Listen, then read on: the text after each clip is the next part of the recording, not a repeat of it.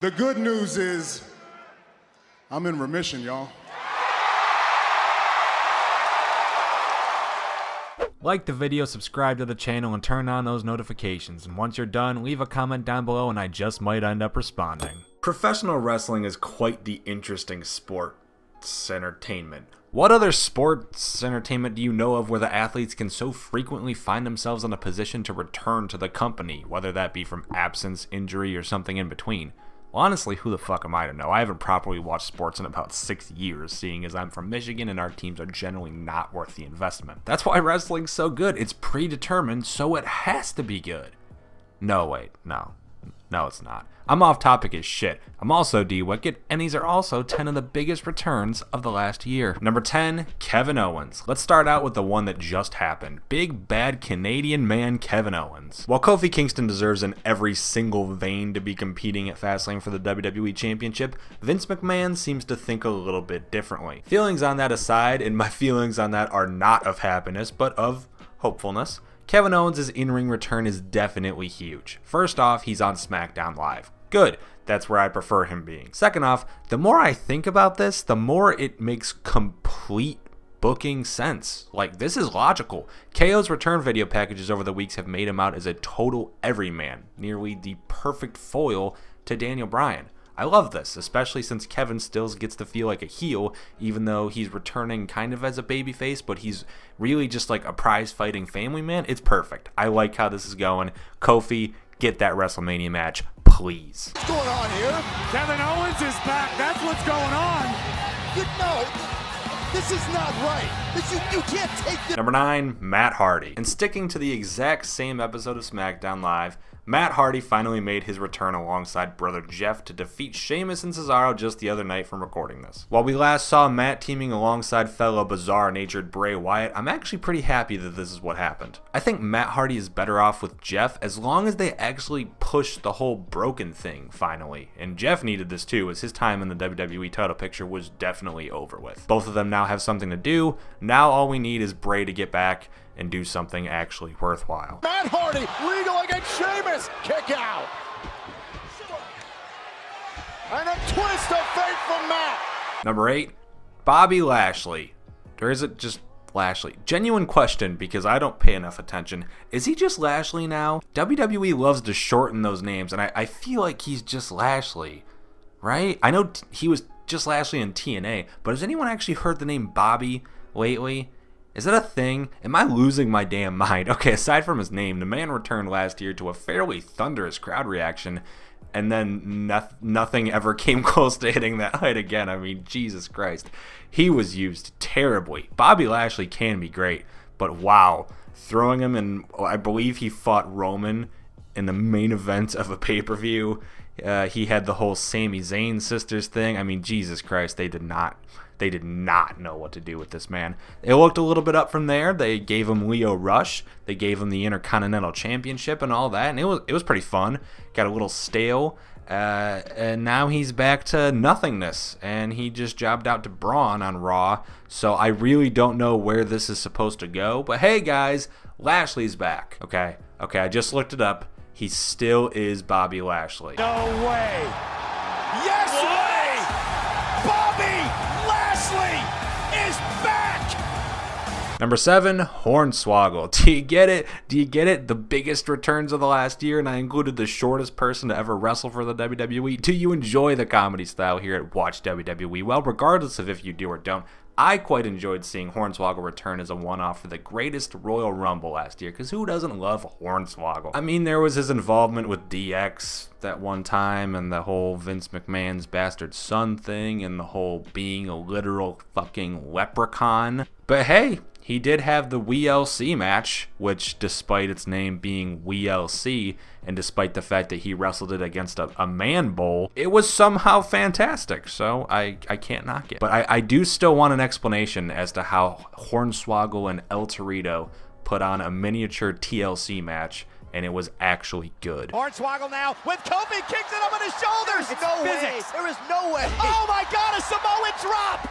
The Kofi Kingston. Number 6, Steve Austin. Now, obviously, this is just a one-off thing. Stone Cold Steve Austin is not returning full-time, ever. but I will always approve of Stone Cold coming back and doing his thing. And yes, you all know exactly what I mean when I say his thing, because there will never really be anything like when Stone Cold hits his former boss and longtime rival Vince McMahon with the Stone Cold Stunner. Yes, it's been 2 decades since the Attitude Era, and yes, it's just as cool to see him do it. Maybe not as ground shaking, not as earth shattering as it once was, because back in the day, it was that earth shattering event. It was this dude just stunnering his fucking boss. No one did that to Vince at the time, but it was such an impressive feat at that time, it'll always have a special place in our hearts. Plus, added bonus, Kevin Owens just used the stunner as his finisher on Daniel Bryan on that SmackDown, so like, who knows, maybe Vince will get on KO's nerves and we'll see Vince eat another stunner from a new Rebel. Austin stuns the boss!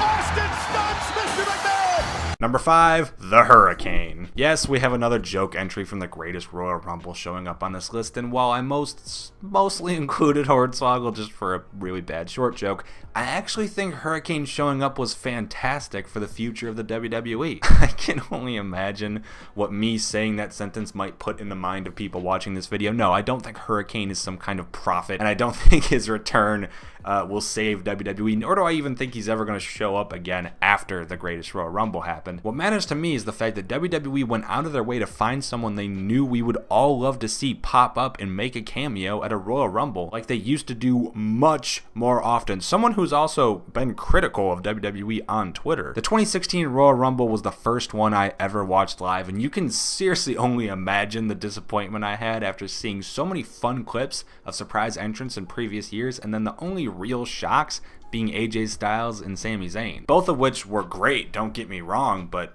kind of predictable. The Hurricane popping up wasn't just funny, it was unpredictable in a match designed around that word. And yes, I did just sort of call AJ Styles' debut disappointing on accident, and I apologize profusely.